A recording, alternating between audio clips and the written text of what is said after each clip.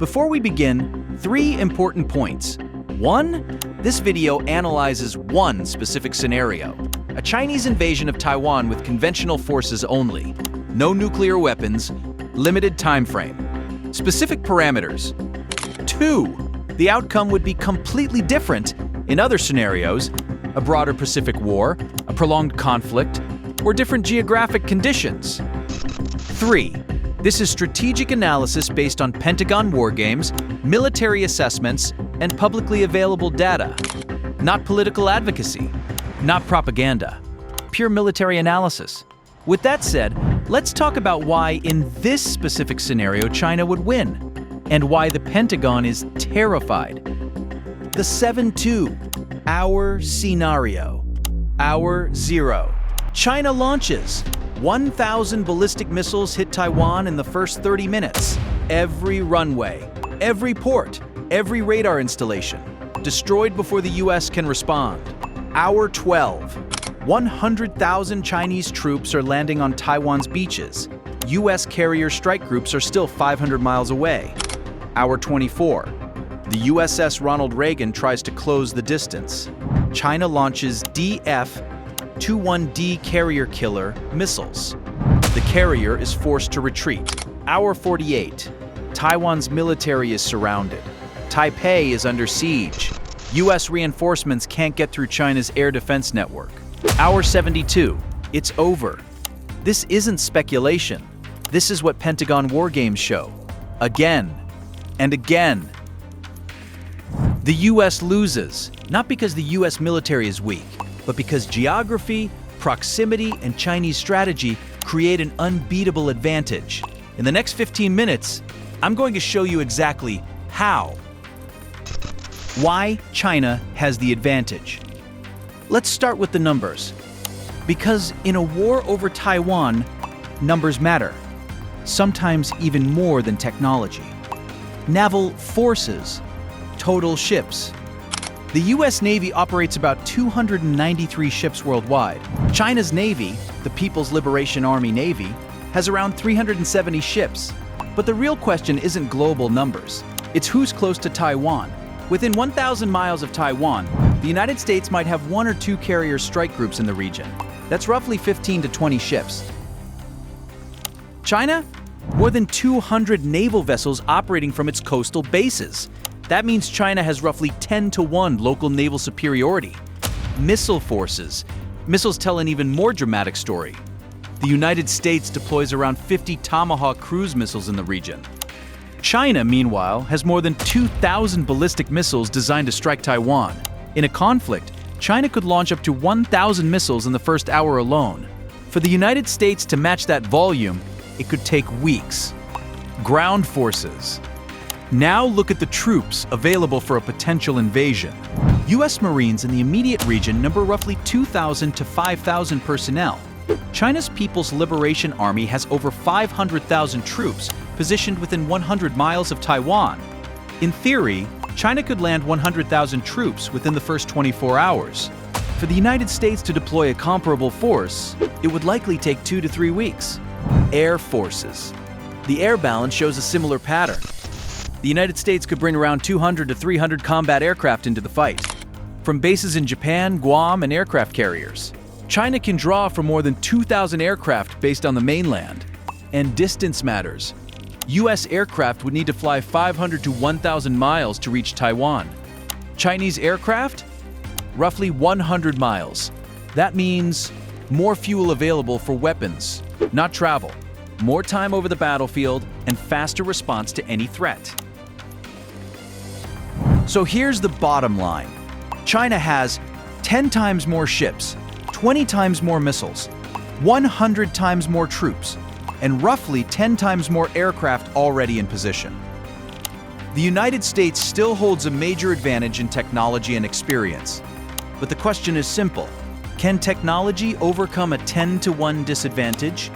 According to several Pentagon war games, the answer is often no. Those are the numbers. China holds a powerful local advantage in the Taiwan theater. But numbers alone don't win wars. Strategy does. And China's strategy? It's brutal. China's strategy, the first island chain. China's military strategy revolves around one core idea: anti-access/area denial. Or simply put, keep the United States out of the Taiwan Strait. So how does China plan to do that? They've built a layered defense designed to overwhelm any force trying to enter the region. Layer 1. Missile saturation. China has developed a massive arsenal of anti-ship missiles, weapons specifically designed to target U.S. naval power. The most famous is the DF-21D, often called the carrier killer. Range, about 1,500 kilometers. Speed, roughly Mach 10. Purpose, to destroy aircraft carriers at sea, and China is believed to have more than 150 of them. Then there's the DF-26, sometimes nicknamed the Guam Express. Range, up to 4,000 kilometers, far enough to strike the U.S. base on Guam. Speed, over Mach 5. Unlike the DF-21D, the DF-26 can hit both land bases and moving ships. China is estimated to have around 200 of these missiles. Another key weapon is the YJ-18 anti-ship cruise missile. Range, about 540 kilometers. During the final attack phase, it accelerates to Mach 3. These missiles can be launched from warships, submarines, and aircraft. And China may have more than 1,000 of them. Now consider the numbers. A typical U.S. carrier strike group carries roughly 200 interceptor missiles for defense. China, however, could potentially launch more than 500 anti-ship missiles at once. Even if U.S. defenses intercept 90% of them, which is extremely optimistic, 50 missiles could still get through. And that's where the danger becomes very real. Just one direct hit can disable an aircraft carrier. 3 hits could sink it. Layer 2, the submarine blockade. China operates a powerful submarine force, around 6 nuclear attack submarines, and more than 50 diesel-electric submarines. And in the shallow waters of the Taiwan Strait, diesel submarines become especially dangerous. They're extremely quiet, very hard to detect, and they only need one thing: just one torpedo hitting a U.S. ship. That's all it takes. Layer 3, the air defense umbrella. China has built a massive integrated air defense network, layered, connected, and designed to keep enemy aircraft out. It includes $400 long-range missile systems with a reach of up to 400 kilometers, HQ-9, medium-range surface-to-air missiles, continuous, fighter patrols, J-20, J-16, and J-10, and a fully integrated radar network. Any U.S. aircraft trying to reach Taiwan would have to push through all of this. Even stealth fighters like the F-35 face serious risk, and for non-stealth aircraft, like the F-18 or F-16, the casualty rates could be extremely high. The result, an A2/AD bubble. China has created what analysts call a 1,000-mile exclusion zone around Taiwan. Inside this zone, U.S. aircraft carriers cannot safely operate. American aircraft would face heavy losses, and U.S. warships would be at extreme risk. Meanwhile, Chinese forces can move and operate freely within that space. In effect, it becomes a fortress, and Taiwan sits right in the middle of it. This is the core of China's strategy. First, create an almost impenetrable defensive zone. Then, launch the invasion, and win the war before the United States can respond effectively. But surely the United States has a counter-strategy. The answer is yes. The problem is what comes next. Why the U.S. can't respond in time? The United States military is the most powerful force on Earth, but power means nothing if you can't deploy it fast enough. And in a 72-hour Taiwan scenario, the United States faces 3 critical problems. Problem 1, distance. Look at where U.S. forces are based in the Pacific. Pearl Harbor, about 5,000 miles from Taiwan.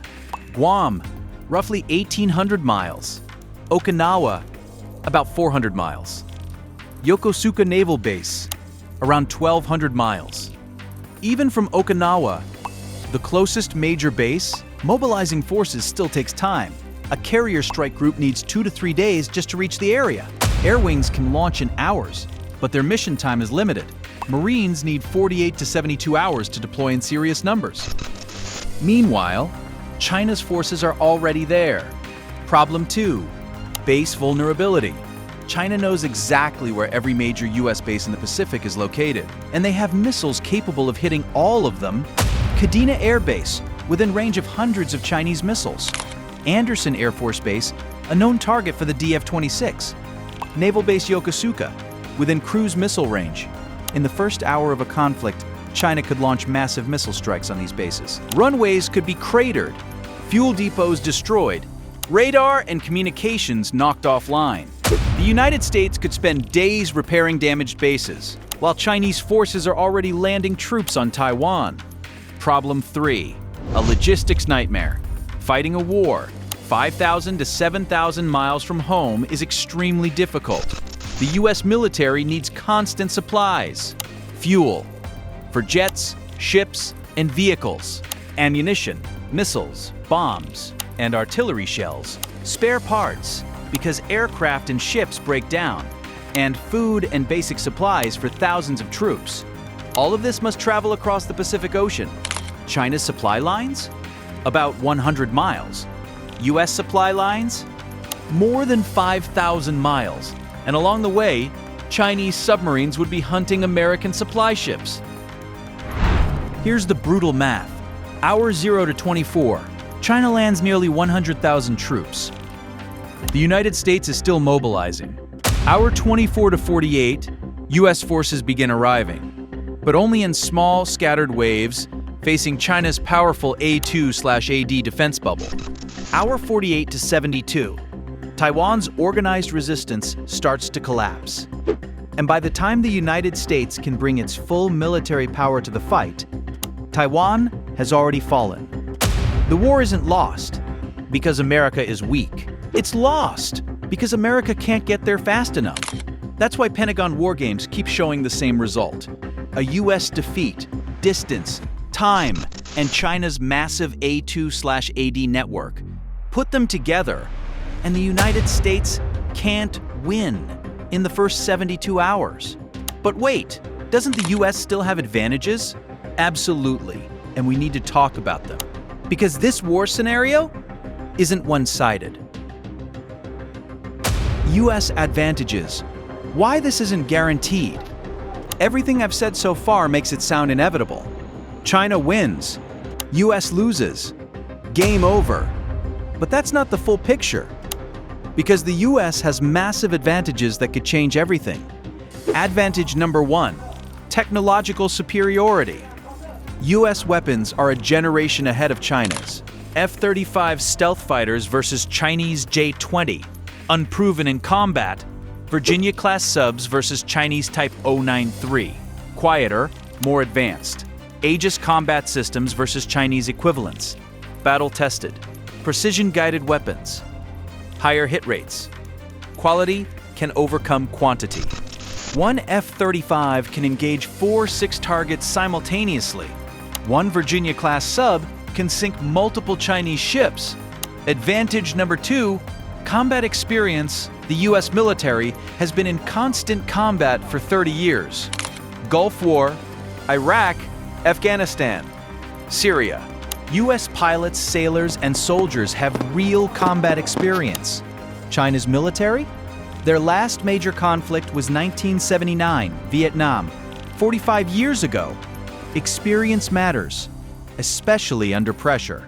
Advantage number 3, Alliance Network. The US doesn't fight alone. Japan, largest navy in Asia after China. South Korea, powerful air force. Australia, committed to Taiwan defense. Philippines, strategic bases if Japan enters the war. China suddenly faces threats from multiple directions. Japanese destroyers in the East China Sea.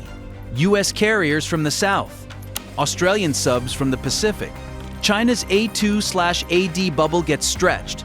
Advantage number 4, time if extended beyond 72 hours. But if Taiwan holds for a week, US reinforcements arrive. More carriers, more aircraft, more submarines. If the war extends to 2 weeks, the US can mobilize its full Pacific fleet. At that point, the numbers shift. US technological advantage plus numerical parity equals different outcome. China wins if it's fast. The US wins if it can slow China down. That's the entire war in one sentence. The real conclusion. So let's be clear about what this video is actually saying. In one specific scenario, a Chinese blitz invasion of Taiwan within a 72-hour window, China holds significant advantages: geography, proximity, missile saturation, and a powerful A2/AD strategy designed to keep US forces at a distance. This isn't speculation. Pentagon war games show it. Rand Corporation studies show it, and virtually every serious military analyst acknowledges it. But that's only one scenario. When the United States could win. There are several situations where the outcome changes dramatically. If Taiwan can hold out for more than 2 weeks, US reinforcements could arrive. If Japan enters the conflict immediately, the war becomes a multi-front battle for China. If the conflict expands into a broader Pacific war, the United States could bring its full military mobilization to bear. If China's invasion is delayed or disrupted, it loses the element of surprise that its strategy depends on. And if US submarines successfully intercept the invasion fleet, China's entire amphibious operation could collapse. In any of these scenarios, the balance of power changes dramatically. Why this matters? This discussion isn't about declaring a winner. It's about understanding reality. And the reality is this: the United States can no longer guarantee Taiwan's defense. 20 years ago, it could. US carrier strike groups could operate freely in and around the Taiwan Strait. But over the past 2 decades, China has systematically built the capabilities to deny that access. And that shift changes the entire strategic calculus in the Pacific. What happens next? The Pentagon understands this. That's why the United States is now developing long-range missiles capable of striking targets much deeper inside China, dispersing its forces across more bases, making them harder to target, strengthening alliances with countries like Japan, Australia, and the Philippines, and investing heavily in unmanned systems that are cheaper and easier to replace. But China understands this shift too, which is why Beijing is building more warships to expand its numerical advantage at sea, developing hypersonic weapons that are far harder to intercept, expanding its naval bases to extend its operational reach, and improving its amphibious capabilities for a potential Taiwan invasion. In many ways, this is becoming a new arms race.